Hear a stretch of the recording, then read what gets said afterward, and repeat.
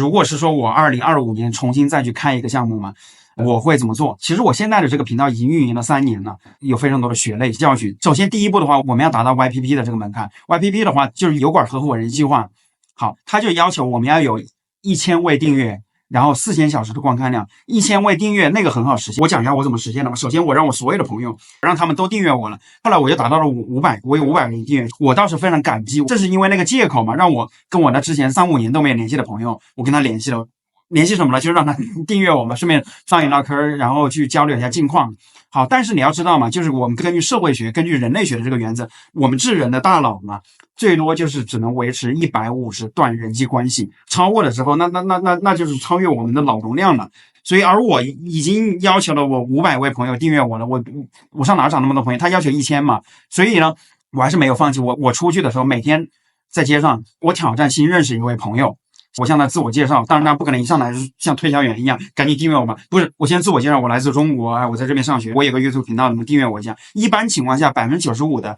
你当面认识的，他都会毫不犹豫的都会订阅。而如果是说我去发WhatsApp 的话，那我的那些朋友的话，大概有3/5也会订阅我的。好，但是这样子也不是长久之计嘛。所以后来我就在想，我也是冥思苦想，也是很抑郁嘛。当我达到600-700订阅，正准备放弃的时候，然后这个时候因为短片嘛，因为在2022-23年的时候，那个时候比较流行短片，然后短片开始兴起，我有的时候有一条短片就被突破到有1000多次的那个播放量嘛，然后1000多次的话，根据概率的话，起码也会有3-5位观众来订阅我。所以后来我就很轻松的就达到了1000。可是呢，你要知道这个短片它是不计入观看时长的，短片的话它是要求在过去90天内要达到1000万次的播放量，那样子才行。而我就是每天的话，当时最多的时候每天有1万甚至2万次的播放量，但是都不够。因为它90天1000万次，那就平均每天都得3万次，我最多的时候才2万多次，所以那最后还是得靠那个长片得持续的更新自己喜欢的内容。我觉得出镜它是最快速的，因为现在看 YouTube 都是想建立我们1对1的人与人之间的这种信任、这种链接嘛，那样子的话露一个脸它是会最快的。然后有的朋友担心呢，我要是露脸了之后被人肉了怎么办？出门是不是还得戴口罩？其实这个我第一次露脸的视频现在还在那里，只有200多人看，对吧？一开始的时候只有20人看，我那么多网红，那么多 YouTuber， 所以我很感激做网红嘛。做网红它是真的是让我彻彻底底的放下了。我之前的话我还想哇，我爱尔兰最好的大学，我有种优越感。但你要知道，如果做网红了，我一上来我是博士，我是名校毕业生，那他们没人看我的视频的。所以还是要平视，不相之间平视，我们心平气和的来谈。而且真正的那些好的朋友，他不会是说因为我是博士他就来订阅我或者怎么样，当然我不是博士，而是他觉得我这个人如果是说因为我们外在条件而接触的那些人，他最后也会因为外在条件的改变而离去。真正还是看我们内心嘛，交心的朋友。好，所以就是后来我也在研究嘛，后来我就跟着老胡油管研究院，我非常非常感谢老胡。我知道虽然他根本就不认识我因为都看他的那个视频嘛，我把他当成我的油管的训练老师，所以我就知道了，我们要做好的视频，你得设计标题，有好的标题，好的封面。然后第三的话呢，就是那个内容，我觉得因为一开始我是拍那个旅游影片的嘛，旅游视频的话呢，它就会导致一个现象，就是说我把之前拍的那些一段一段的视频给啪的一下放到剪映里面，像扑克牌一样摊开之后，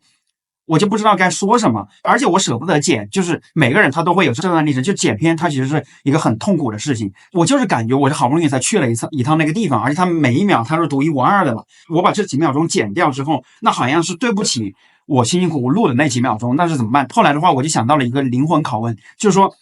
我们到底是要记录生活呢，还是说要创造伟大的作品啊？那小孩子才做选择题，我们大人全都要，对吧？记录生活的话，那就放到网盘里面嘛，或者自己思想就行了。而如果是说要做好一个伟大的作品，前段时间我还跟一位大哥聊了，他是搞音乐的嘛，就是你音乐最后通常可能歌手他唱了10几遍，然后最后通过电脑修音，他得保证每一段每一帧的旋律都是精华中的精华。包括我们时装杂志的那个封面的模特，他都是拍了200多张照片之后，然后挑最好的那2张，然后再用 AI 稍微修一下图，最后呈现出的那么一个产品，那才会火。所以后来我就懂了嘛，你说我记录也重要，做好一个伟大的作品的话，那我们就要打消心里面的那种执念，就是得精华中的精华，只选择精华来传。哎，对，我头发有点乱了。就是我看那些旅游啊、剧情的那些影片，它都会有很多分镜。当然，如果是说这种出镜的话，那稍微好一些。但是你看我一个人在这里嘚逼嘚，你也很无聊，对不对？所以就是后面有条件，我会搞2个摄像头，2个机位，互相之间切换，那样子会稍微好一点。好，然后第3个的话呢，就是标题和封面。我发现那个封面的话，如果我们要建立一个自己个人的品牌形象，那最好是说那个封面的右上角的时候都把我们的那个频道的 logo 趴在那上头，那样子的话，我们的老观众嘛，他就会知道这是我们的视频，然后就会跟下去。第二的话呢，就是封面上面字越少越好，因为人在处理文字，他大脑所耗费的能量精力是处理图像的10倍，所以说那尽量就一幅画。而且我后来发现，因为我们人的话，他对一张脸、对一张表情和眼睛比较敏感，所以最好的话就是，比如说我一个歌手，比如周杰伦的歌，对吧？与其是说我写周杰伦3个字，还不如把周杰伦的那张脸啪给贴在上头，然后歌名好这样子。好，说到了歌的话呢，我后来就发现嘛，赛道的话就是我怎么样达成4000小时，最后也是通过音乐的。而且它那个东西它很奇怪，它这样子，就是它4000小时的播放量嘛，前面的那个2000小时我用了3年的时间，而且那3年很痛苦，它要求我们是要在过去12个月之内达到4000小时。所以这东西我有时候做了2年之后，后面那就循环了，那反而每天的那个播放量在减少，所以那就很痛苦。所以嘛，就是在我准备放弃的时候，我感谢两位朋友，一位是走走聊聊加拿大的一位大哥，然后还有这一周我们是台湾的有一位老师，他就是不断的支持鼓励我嘛。本来我都快放弃了，我都快放弃 YouTube 了，后来我觉得我得做下去，还是有朋友喜欢我的那个视频的。好，我就发现嘛，最重要的就是这个选题，我到底这一期聊什么东西？我是满足那个客户的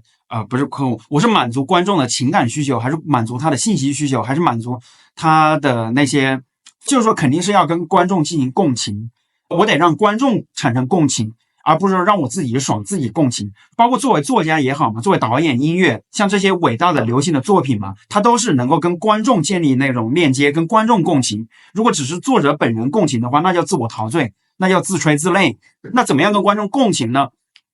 我觉得流行音乐它是一个很好的赛道，就是因为他那个歌他已经流行了嘛，他前面他是艺术家、歌手、作词、作曲家，他费了无数个脑细胞、无数个心血，或者有的人他本身他天生的大器晚成，他有才华，他已经创作好了，已经观众都已经流行认可了，然后我就上善若水，就着他的诗人发射上去，那样子是最好的。所以我就想选择，当然不是说搬运哈，那个搬运的话那是可耻的。我相当于2次创作嘛，基于他的已经流行的那个作品来进行2次创作。包括泰勒·斯威夫特和贾斯汀·比伯嘛，他们在早期阶段的时候都是翻唱那些已经流行的流行歌手的歌。你想想，与其是说我们苦思冥想去想一个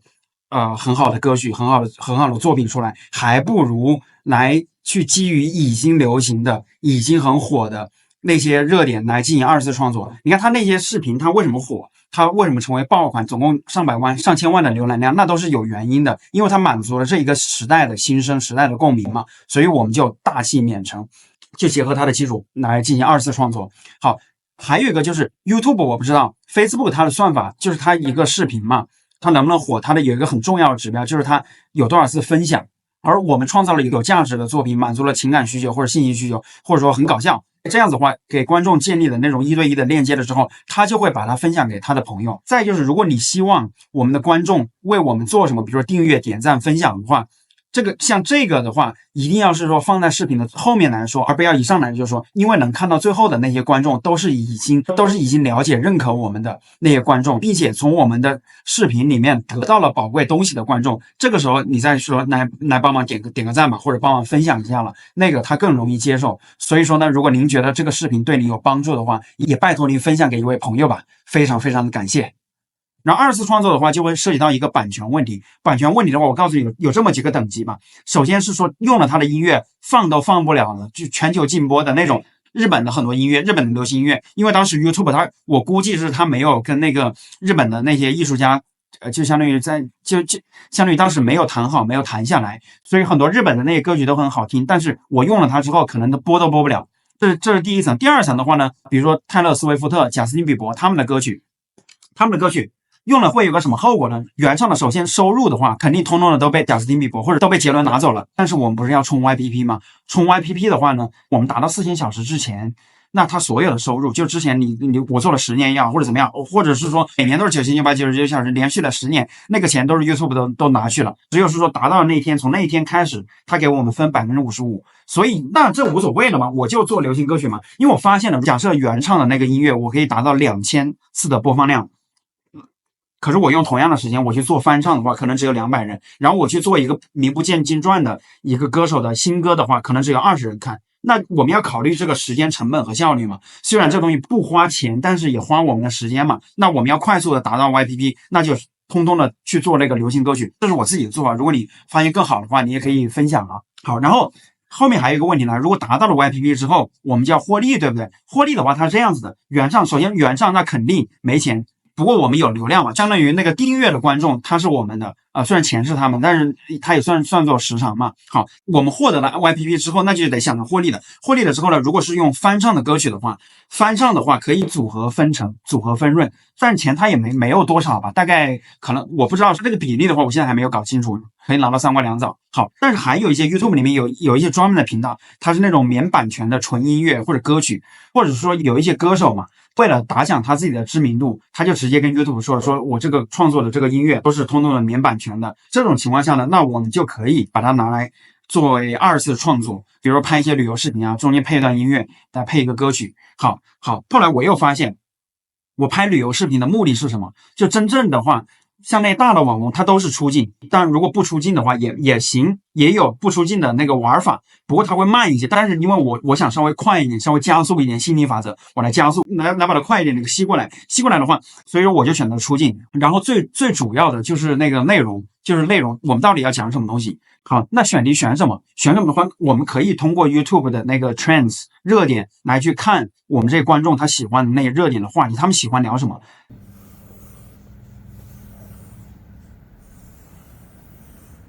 所以我们要做 YouTube 嘛，它首先就相当于是，首先一定要是我们喜欢的东西，因为这东西毕竟有很强的不确定性，它可能挣不到钱，可能长时期挣不到钱，而且挣不到钱还是研究搞数学、搞算法那种我很痛苦的事情，我就不想坚持下去，不想干，一定要是我们喜欢的东西。第二的话，要是观众喜欢的东西，你看我们喜欢的东西，观众喜欢的东西，热点，他们三者的交集，那就可以保证这个内容它能够有一定的播放量。关于视频它这个怎么样开场，我觉得这个很重要，前15秒前30秒钟最重要。如果说要花精力的话，一定要把30秒钟花上去，因为怎么样来说呢，我们视频要增长的，我们视频要增长的话，肯定是说不断的被推到陌生的观众，对不对？那陌生的观众的话，他在看到一个新的视频有点吸引眼球，点进去之后，他那个行为逻辑嘛，他前15秒30秒他有一个犹豫期，因为这是个新人嘛，他是不是做垃圾内容啊，还是好的内容啊？所以开场前30秒一定要足够吸引人，一定要。当然这个东西我也在学习，也在研究，但是我目前发现的一个好的方法就是，要么有一段开场动画。那个比较好。同样一段动画可以用在我们所有的视频里面去，然后建立我们的个人品牌，让所有的观众都认识我们。然后第二的话呢，就是一定要开门见山，我不需要自我介绍，不需要说我是谁啊或者怎么样的，因为总共地球70亿人嘛，那么多网红。当然现在是82亿人了哈，8万多的网红，总共好几千万个 YouTube 频道，好吧，我们不需要，没人知道我们是谁。而点进来之后呢，要么就是满足我们观众的情感需求，能够跟他们建立情感上的共鸣，我们用我们的口说出观众的心声，要么就是相当于是知识分享、信息分享。所以最好就是直接开门见山，一上来就聊。好，一定要有耐心。因为我发现我就是最近的那些比较火的那些教计算机教软件的那些视频嘛，就是现在达到上万次播放的，它是我2年前已经发的那个视频，我可能都已经搞忘记了。但是2年前的时候呢，它第一天、第二天只有20个人、30个人看，那是不是说那样子我就应该怀疑人生，我受不了了，放弃了，不行了，你们都是坏人是吧？不需要，对不对？一定要有耐心，因为不知道哪个视频能火，只要有一个视频它达到100万次的播放量了，那相当于我们那1个月的生活费就够了。总而言之，最重要的就是我们这个选题到底聊什么东西。所以有一个秘诀就是我们喜欢什么东西，我们就在 YouTube 里面去搜那个关键词，然后看它出来的前3个最火的影片，去看他们架构怎么样，结构怎么样，开场怎么样，取的标题封面的，这个就是最重要的。你看那个视频它的那个封面嘛，就跟这一本书的这个包装一样，就相当于它包装它是怎么设计的，这是它封面。然后它的标题的话，就跟那个 logo 或者是我们买了一盒饼干，它上面的它那个产品名一样。这2样东西它是观众了解我们的第一印象啊。但是如果后面要想挣到钱，一定要有好的内容，然后有好的内容的话，比如说学书法，最好的方法是临摹，我觉得做视频也是一样的。所以我一开始我就先去基于那些已经火的内容，我来进行临摹，我进行二次创作。比如我很喜欢曾仕强老先生，他说的很多道理嘛，我就用我的话、我的方式来说出来，然后我配上音乐的字幕。这个是二次创作，这也是我自己付出的时间、付出的心血的。但是这也不是长久之计。这个因为临摹的话，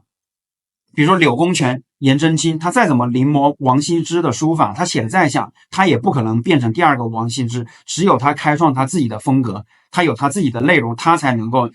自成一派。所以就是我前面20期我去临摹它，这个我是为了了解，就是那些热的、那些好的、优秀的视频、优秀的内容，它是什么方式来讲述的，然后我再6金注把它运用在我们自己的身上来。所以这就是我目前的一点心得吧。好，那如果现在你问我，你说好，我做好了选题，而且参照同一主题那些最火的视频，我也定好了封面标题，也做好了开场，可是观看量却还是只有几十个，那怎么办？好，这个时候首先我们还是要给自己一些信心，因为每天总共有3000多万的那个 YouTube 视频上传，它的那个观看时长的中位数是34个，也就是说有一半视频的播放量是小于34的，而我们只要做了超过34次观看，那就是超过了一半的视频了。这第一。第二的话呢，怎么办？那就是赶紧迭代，赶紧日更。我想说的是，我们没有时间怀疑自己，怀疑人生。我每一个视频做好之后，包括现在我的下一个主题已经在我脑海里面构思了，就是不断的日更，不断的进行调整优化，我去做日更。我当时是4000次的观看时长，前面2000次用了3年，然后呢第2000到3000次的话，我用了3个月，而最后1000小时的播放时长是我在最后1个星期完成的。为什么？就是因为我从月更、周更、日更，甚至变成了1日多更。因为决定一个视频是否被算法推荐的参数，总共它有200多个参数，而作为内容创作者的我们所唯一能够决定的就是日更。而且我们不要怕出丑，不要怕犯错，我们在错误当中学习，错误当中成长。好，我再举个例子，我前面做的有一个 KFK 未来人穿越，2060年未来人穿越的这个系列。好，我做第1集的时候没多少人看，100多人左右吧，然后第2集、第3集、第4集还是没有人看。可是等我做到第5集的时候，前面第3集就开始火了，第3集一火，带动我整个系列都火起来。所以直到现在，那已经过去了有大概3-5个月了， KFK 那个系列还是我频道目前为止最赚钱的那么一个系列的视频。然后只要做好了一个系列嘛，那个观众他会找到类似的那个主题，那我们就把那一个系列相当于像电视连续剧一样，能够让我们的观众来去追剧，这样子来日更。可是日更的话，这样一来问题就来了。我们之所以做 YouTube， 一部分原因是因为我们想实现被动收入，想实现财务上的自由，时间上的自由。可是现在又要日更，那它不还是变成了一份工作？我们不还是变成算法的奴隶了吗？还是给平台打工？所以就这一点的话，我想稍微我们调整一下自己的心态，不要有那种受害者的那种心理。如果说这个内容是我们喜欢的内容，我们喜欢的分享的话，同时又是观众喜欢的内容，这样子持续做下去的话，它会达到一个大概20几万人的这么一个订阅的这么一个规模，这个规模就足以养活我和我的老婆，当然我现在没有老婆，足以养活我们本人，或者我们一家3口2口就行了，2口就行了。好，这个时候有2个选项，第一个的话，我就个体户好好的做下去，反正都是自己喜欢的事情，它也是梦想一般的工作，这也行。第二的话呢，想养活整个公司整个团队的话，那这种情况下怎么操作了？那就得带货了，就相当于我们得有货可卖。这个货的话，可以是我们的品牌形象，或者说跟商家联系，我们要主动的去联系商家，去找商家，而不是说像一个大网红一样高高在上的等着人家来找自己，等着人家来求我。不是的，我们要把姿态、把心态给放好，去联系厂商。而 YouTube 这个平台的话，就是前期嘛，虽然它的收入也不是说那种大富大贵，但是它可以让成千上万或者上10万、上百万的人认识我们。你说我们这一辈子如果没有互联网的话，最多只能认识多少人？所以这本身就是一件很有意义的事情。我们可以跨越时间、空间、地理、国籍，包括10年前，包括2年前、3年前、2年后的视频，都有可能会有新的粉丝来，会有新的观众来认识我们。而 YouTube 它本身就是提供了一种平台，能够让我们和千千万万的这些观众来结缘，来建立自己的一种信任，一种1对1的链接然后建立自己的个人品牌形象。有了信任之后，我们再来卖货，当然，如果不卖货的话也行，也能够养活一家三口了，对吧？卖货的话呢，那有了这种信任的话那我们的观众也会想到之前都白嫖了，之前都免费看了你3-4年的视频呢然后现在的话你要卖一本书或者卖什么东西，那肯定也会支持嘛这就是一种创收的这么一种渠道。这个只是目前我认知范围内的吧。如果你有更好的一些更高明的见解的话，也非常非常的欢迎在我们视频的下方留言讨论。然后你喜欢任何其他的任何话题，比如像之前印度也非常的欢迎你在影片下方来分享。非常非常感谢。